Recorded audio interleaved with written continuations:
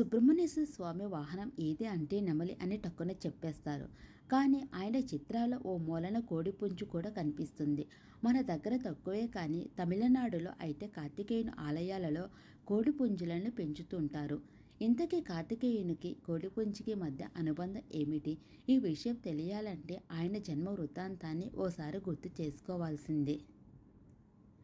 దక్షయజ్ఞంలో తన భార్య సతీదేవి మరణించడంతో శివుడు తీవ్ర వైరాగ్యంలో మునిగిపోయాడు.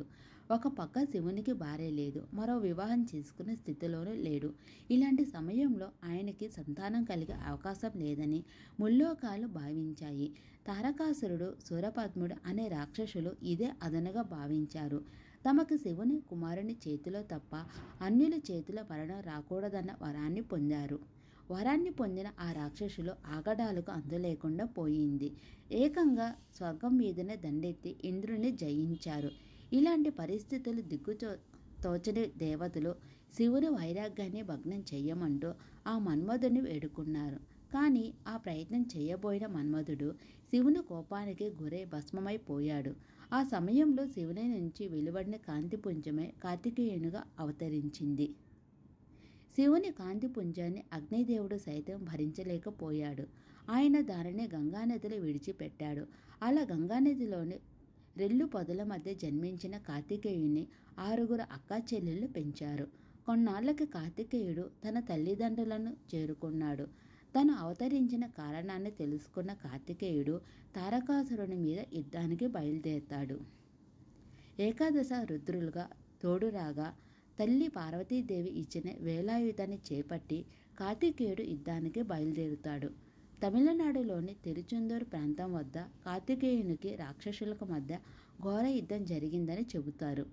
అక్కడి సముద్ర తీరాన శూరపద్ముడు, తారకాసురుడు కలిసి కార్తికేయుడు ఎదిరించే సాహసం చేశారు. కార్తికేయుడు మరెవరో కాదు, సాక్షాత్తు ఆ శివుని కుమారుడు అన్న విషయం శూరపద్మునికి తెలిసిపోయింది. కానీ వెనుక అడుగు వేయలేని పరిస్థితి. పైగా దేవుని సైతం ఎదిరించాలనే రాక్షస ప్రవృత్తి.